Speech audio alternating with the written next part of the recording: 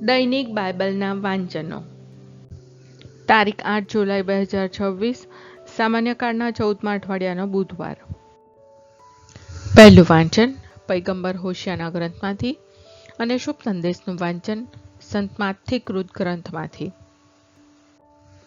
પહેલું વાંચન પૈગંબર હોશિયાના ગ્રંથમાંથી, અધ્યાય 10, કલમ 1-3, 7-8 અને 12. ઇસરાયેલ ફૂલ્યો ફાલ્યો દ્રાક્ષનો વેલો હતો અને એને પુષ્કળ ફળ બેઠા હતા. જેમ જેમ એના ફળ વધતા ગયા તેમ તેમ એ વધુ ને વધુ વેદીઓ બાંધતો ગયો. તેની જમીન જેમ જેમ વધુ પાક આપતી ગઈ તેમ તેમ તે પૂજા સ્તંભોને વધુ ને વધુ સુંદર બનાવતો ગયો. એ લોકોનું હૃદય ઘડીમાં આમ ઢળે છે, ઘડીમાં તેમ ઢળે છે, અને હવે તેમણે પોતાના અપરાધની સજા ભોગવવી પડશે. પ્રભુ તેમની વેદીઓ તોડી નાખશે અને તેમના પૂજા સ્તંભોનો નાશ કરશે. તેમને એવું કહેવાનો વારો આવશે કે અમારે કોઈ રાજા નથી, કારણ અમે પ્રભુથી ડરતા નથી, અને રાજા પણ અમારે માટે શું કરવાનો હતો. શમરૂનો રાજા પાણી ઉપરના લાકડાના છોડાની જેમ તણાઈ જશે.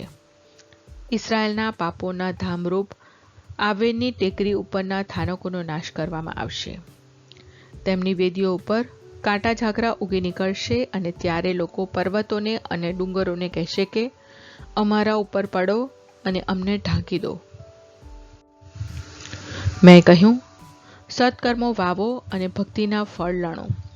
તમારી પડતર જમીન તોડો, કારણ મારે શરણે આવવાનો સમય પાકી ગયો છે, જેથી હું આવી તમારા ઉપર મુક્તિ વરસાવું. આ પ્રભુની વાણી છે, તે આપણો આધાર છે. શુભ સંદેશનું વાંચન સંત માથી કૃત ગ્રંથમાંથી, અધ્યાય 10, કલમ 1-7. 12 પ્રેષિતોની પસંદગી.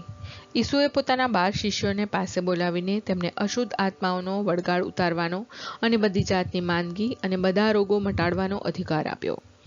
આ 12 પ્રેષિતોના નામ આ પ્રમાણે છે. એક તો સિમોન ઉર્ફે પિતર અને તેનો ભાઈ આંદ્રિયા, જબદીનો દીકરો યાકોબ તથા તેનો ભાઈ યોહાન, ફિલિપ તથા બર્થોલ્મી, થોમા તથા જકાતર માથી, અલ્ફીનો દીકરો યાકોબ તથા થદી, જહાલ સિમોન તથા ઈસુને દગો દીધો હતો તે યહુદા ઇશ્કરિયોત. આ 12ને ઉપદેશાર્થે મોકલતી વખતે ઈસુએ તેમને શીખ આપી: બિન યહૂદીઓના પ્રદેશોમાં જશો નહીં, તેમજ શમરૂનીઓના કોઈ ગામમાં બેસશો નહીં. એના કરતાં ભૂલા પડેલા ઘેટા જેવા ઇસરાયેલના લોકોની પાસે જ તમે જજો, અને જ્યાં જ્યાં તમે જાઓ ત્યાં ત્યાં ઘોષણા કરજો કે ઈશ્વરનું રાજ્ય આવી પહોંચ્યું છે.